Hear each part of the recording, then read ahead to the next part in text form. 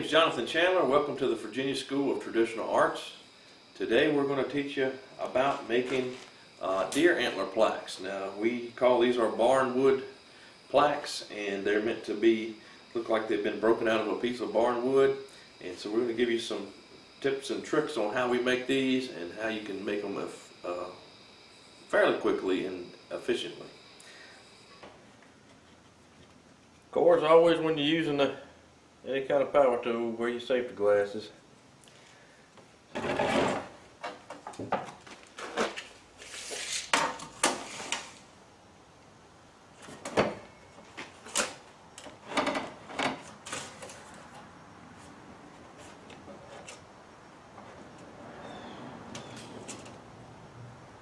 And our board here is almost 40 inches, about 39 inches. So what I do is I find the center this way, since I want to cut it on an angle. I want them to match relatively close. And so we're going to do a little bit less than 20 right in the center.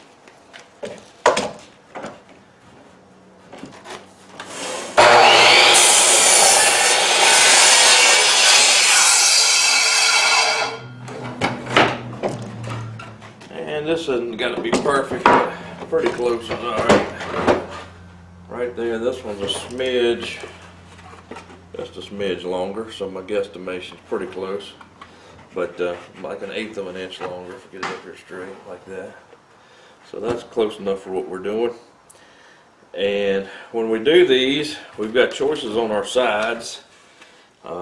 This board's painted, I guess that's blue. I'm not good with colors, but blue on one side and white on the other, and we can take off the paint if we want to, or we can just dress the paint,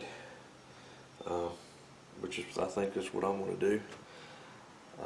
And with these, you can sell them as pairs or make them to do as pairs, and so you can have flip it over backwards and forwards so that you can make them match whichever way direction you like. They can match like that, and in a minute we'll make another little angle cut up here, not as much, but and then we'll take and chew this corner up a little bit, distress the paint. Makes it look a little more interesting.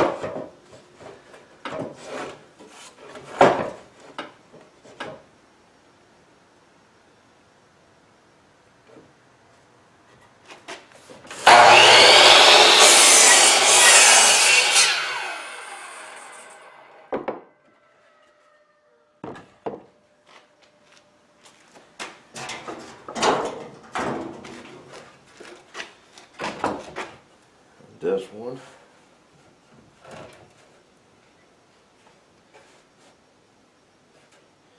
may wait till we get it together to cut its bottom. So we got to cut this and put it together. So we're going to show you that. I just went over to the table saw, and as you remember, these two are pretty much the same size. I just cut off enough strip here that makes it line up more or less on this one. And then I took the part that I'd cut off and I ran it into strips, because we're going to put this strip on here. Get it in the right orientation. Put us a strip on here, a couple of strips, and that's what's going to hold us together. And I took some of the strips and I ran a little angle on them. I don't know if y'all can see that or not. Hopefully y'all can see that. It's got just a little bit of an angle on it. I don't know what angle that is, maybe 25 degrees. And what we're going to use that angle for is we're going to orient that so that that portion is tight to our board with the little angle at the bottom of the top splice here. And that way we can put a nail in the wall and hang it on it, and it's a little cleat, and it's got that little angle on it that'll catch the nail real nicely. And you can slide it back and forth, and so it'll level up. With the deer antlers, sometimes they're not as balanced as you might like them to be, so you need some adjustment on your angle so you can slide it back and forth. And the only thing that we have to pay attention to when we put these on is to make them square. So we're going to do that. But we're going to cut these up into the appropriate length. So it'll go across here, and then we'll put these together.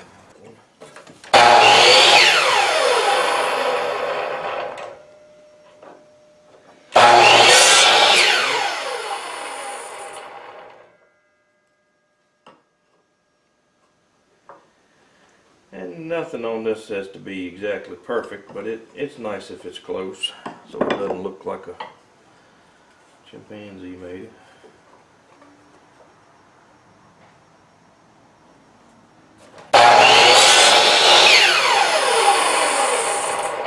So that's what we're looking for, both with angles, and that has an angle.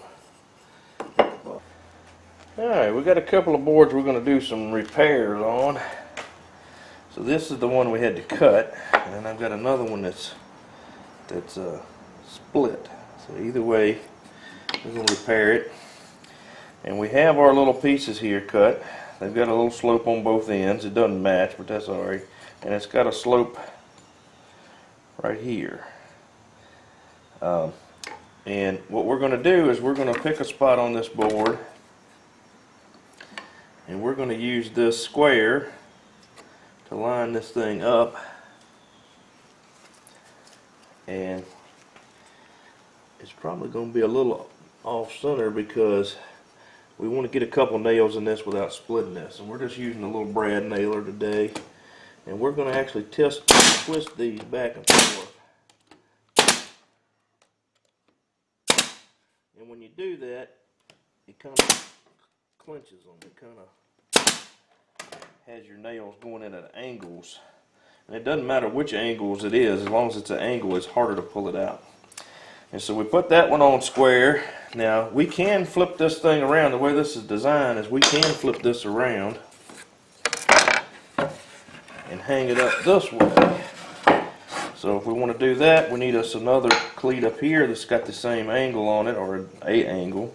That way to grab the nails that you have in the wall. But we want to put it on squarely as well. So this is a little more tricky. We have to get us a different kind of square. But I think we do it with this one. We just get it square and up here close to the top. Make sure we're pretty good. And again, we're going to clench our nails.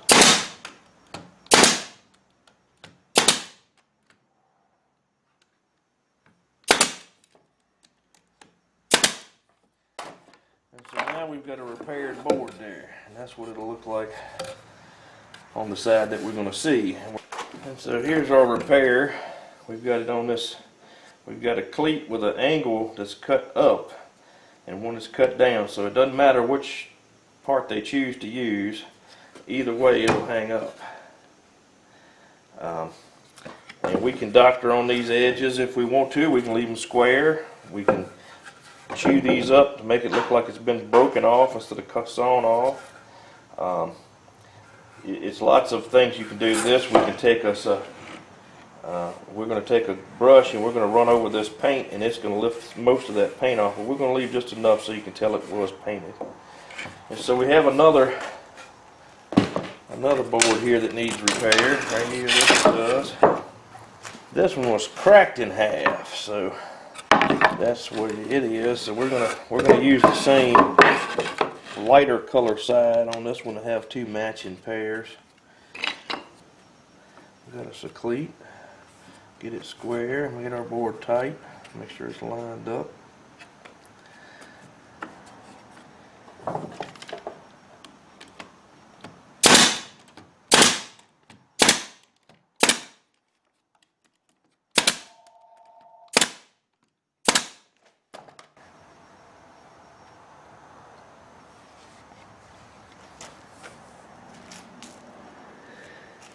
Alright, so we found us a correct little piece here, and we're just going to put this one together.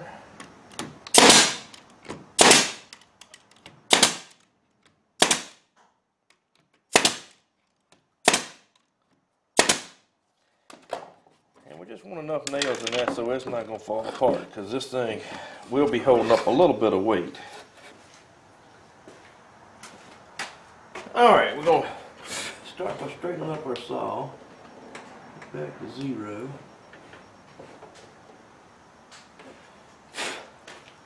Get our angle to 0, and then we're going to tilt our saw.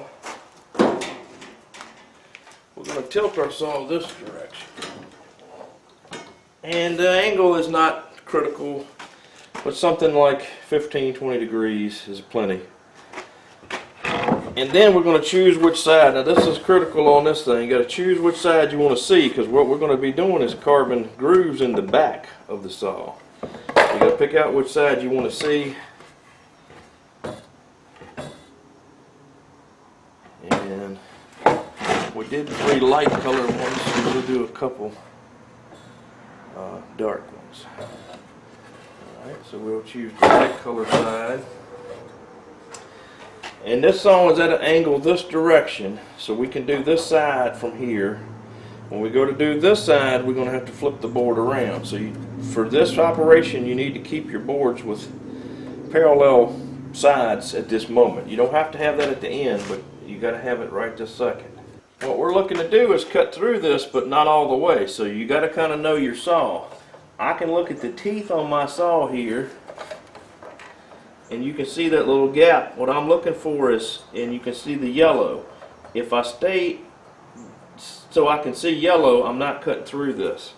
So we're gonna try to get it in the middle is what we're trying to do with our groove. And so we can go about there, and we can lock this down, and so this doesn't slide now. And so we can make the same cut over and over again. We'll try a little bit to see.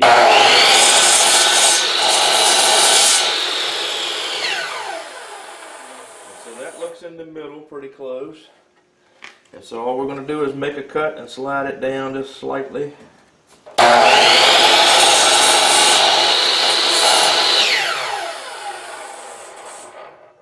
Slide it down.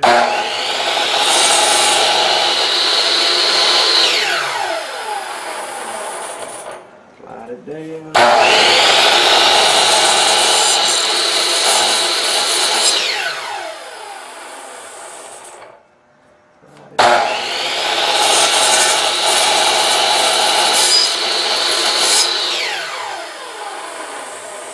What you're doing, let's make sure y'all can see what we're doing.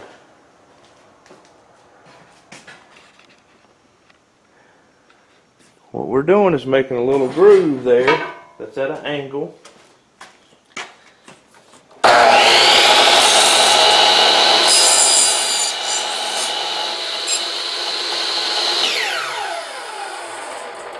Get it smooth.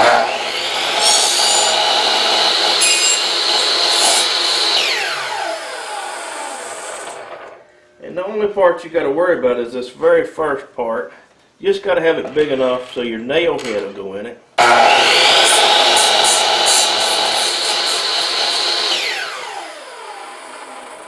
that's what we got. You can see that. There's our little groove, and the slope is actually up in there. So when we drive a nail in the wall and hang this up, it'll do that. Now to do the next one, we just rotate it around. We find where we want to get it in the center, make sure we tighten the back, and we're just going to do that again. Pretty close. Alright,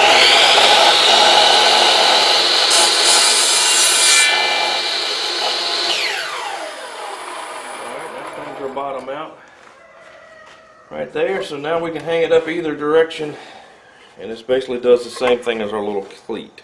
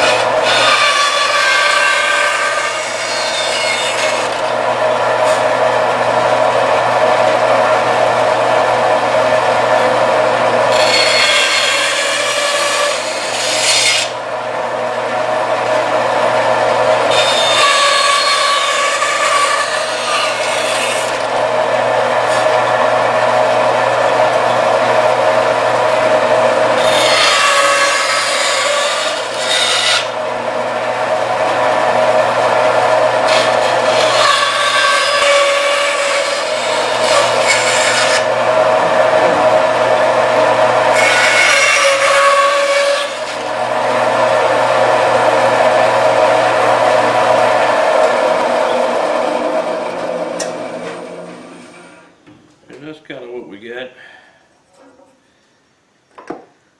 The kind of a chewed looking edge. Doesn't really matter what it looks like, just as long as it's not straight.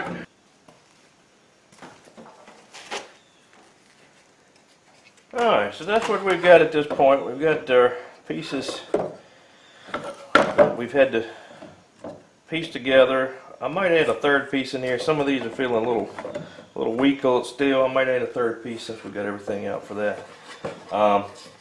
And then we're just gonna either take a pocket knife or a draw knife or even an axe or hatchet, and we can chop up this little corners just a little bit, make them look a little more rougher than the saw cuts, but that's kind of what we're going for. We've got some lighter colored ones, we got some darker colored ones. My nephew, he makes, well, he does deer heads for people, and so I make these for him every year. This and many other styles, but he requested these lately. And so even if you got one that's already boogered, like this one, already boogered up to start with, it was fine. We just worked around that, and that's what we're going to try to get the rest of these look like, kind of chopped, looking like that. So I'm going to get my stuff out to do that with, and we'll show you that. Put my board in here with the good side to y'all, and I've got a little piece of leather so my vise don't clamp up my good side of my board. My vise has teeth in it, of course, and so we're just going to put that in there. And this is the side we're focusing on. We want this side to have the texture on it. Make sure y'all can see that. There you go. And we got a draw knife, and I've seen lots of people use a draw knife wrong. When you're using a draw knife, the part that's been sharpened needs to be down, so you shouldn't see it like that.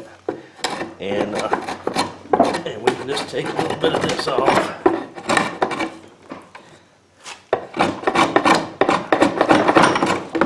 And it's supposed to look rough, so if it does, that's what we're going for.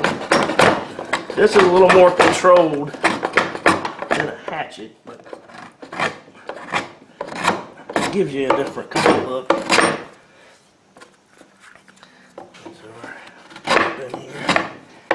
You can only do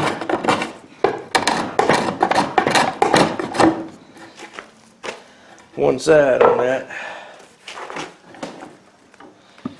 and then we got to flip it over.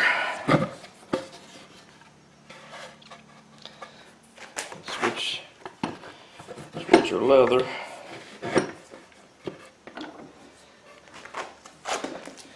And I'm working on this far side now.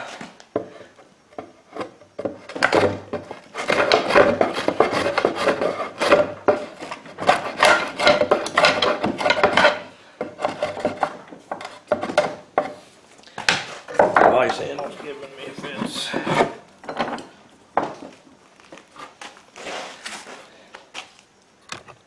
Yeah, y'all can't see it at all.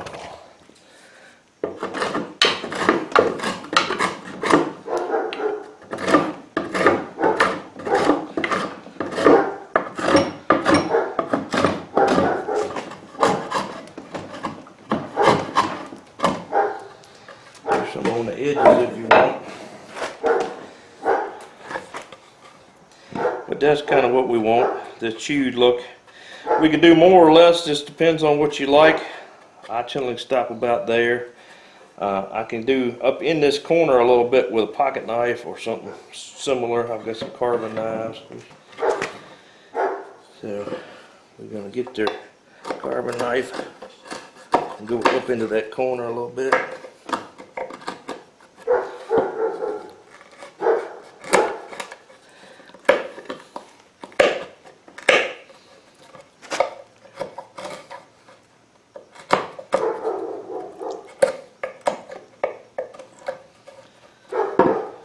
Just so it looks like it's been broken. That's the idea. You can do it all with a pocket knife if you choose to, but we do this on both ends. If you don't mind what it looks like, you can take your hatchet, do basically the same thing.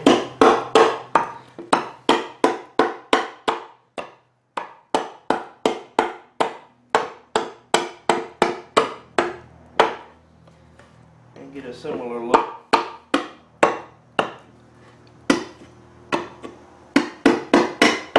Hit where you want to aim there.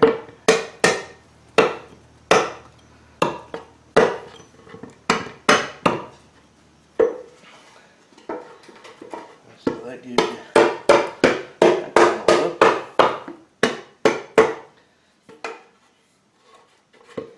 And that's a little faster.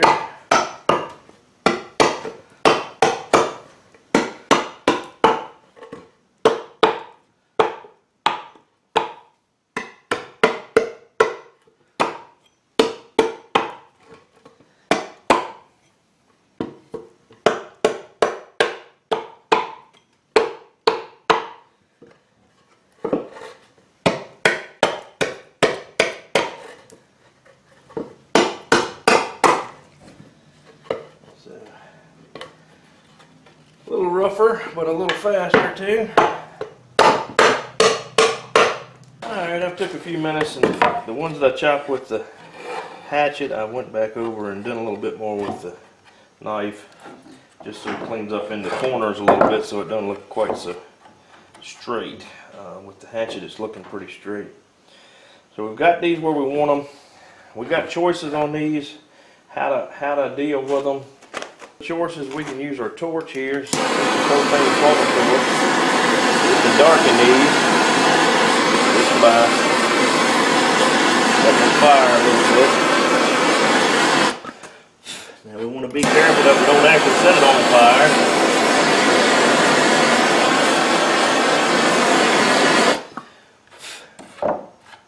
This is my favorite.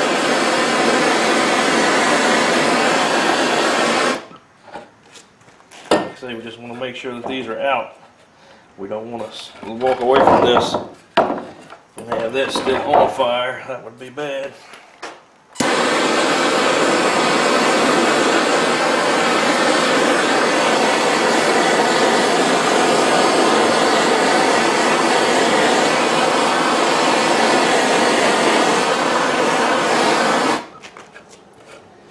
And all that's doing is giving it a little color. Not so white looking.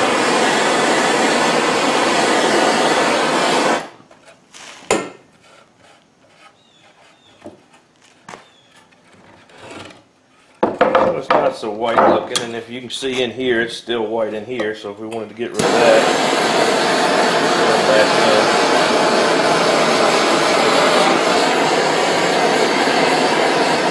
don't take a whole lot. We'd like to say we just don't want to.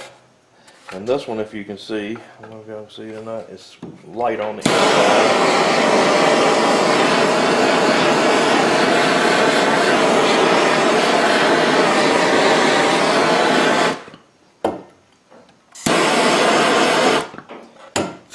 And we don't want it to catch on fire, so we're looking for any little grooves that could be holding that fire. When you get done, you want to go back through.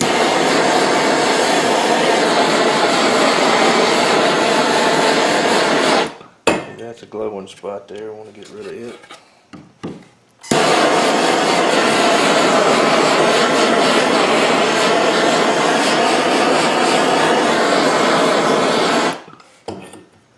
And I like this mainly because it's fast. And if you want to, you can do the whole board.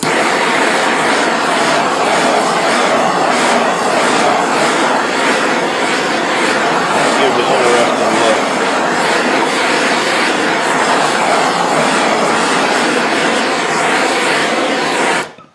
Just like that.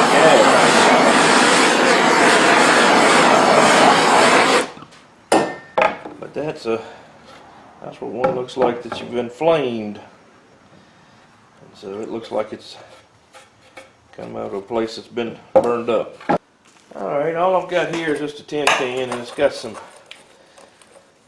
ashes in it, and it's been raining, so they're already wet. If they weren't wet, we would make them wet. But what we can do with that, and this piece of charcoal in there, and you do basically getting the same kind of effect.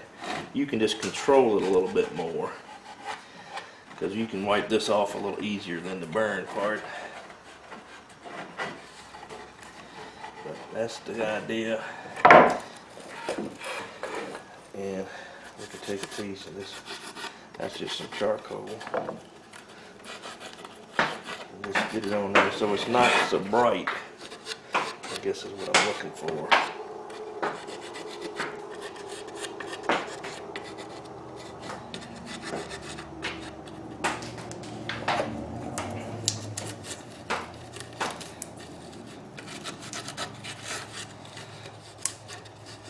And once you get this on there, you can kind of rub it around and get it to where it fills in most of the light color.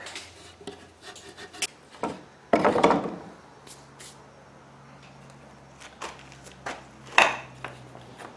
we're just going to take some of this, rub it in the front of this too a little bit.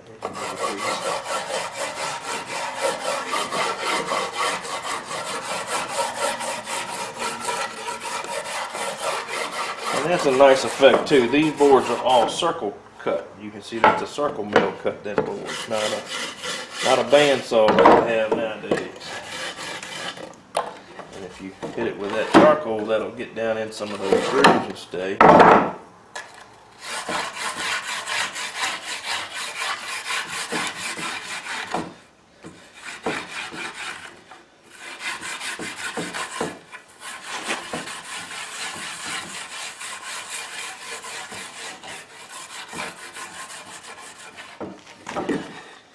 And that's a nice effect.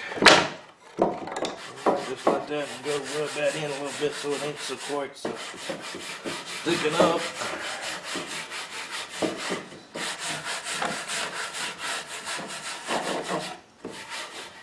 And that would be a nice couple of boards to use.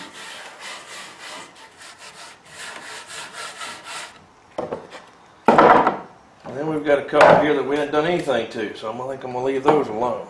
And I'm going to let this dry a little bit, and I'm going to hit this with a wire wheel. I'll bring y'all back and hit these with a wire wheel too. Alright, we got our little 4-inch die grinder. We got a cup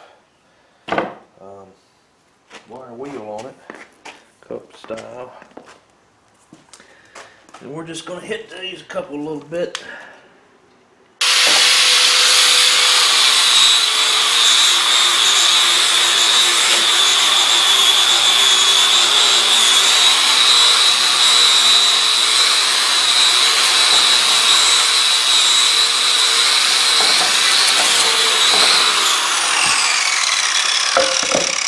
And as you can see, that happens real fast.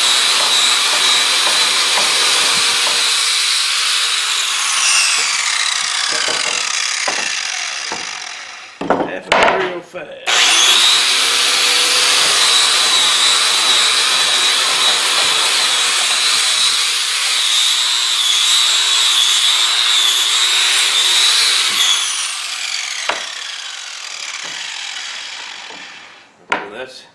That was painted white, and then we put our charcoal on it. So now we've taken off a lot of that, and we could have stopped at any point and let it just dry and clear coated it, and you could have saved that color, the darker color, if that's what you like.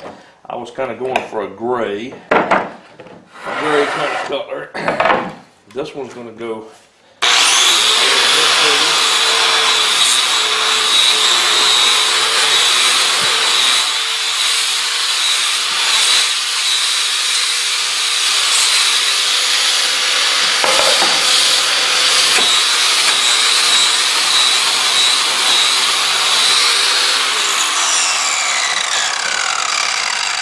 see, that one's turned brown. It says it wasn't white to start with.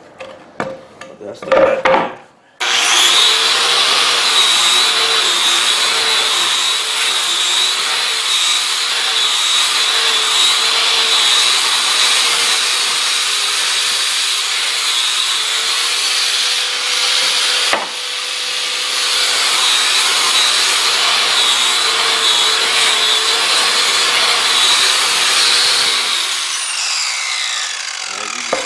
That's their match color. And these we didn't do anything to. And they were white.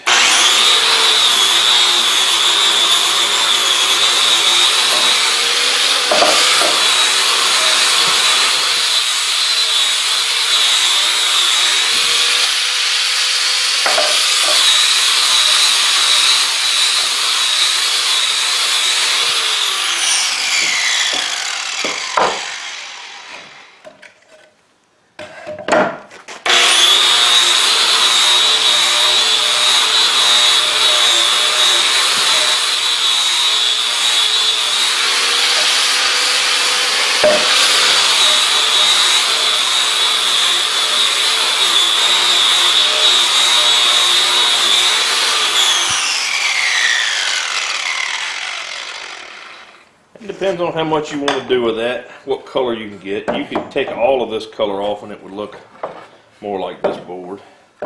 But just doing a couple versions for my nephew so that he's got some choices. So his stuff looks unique.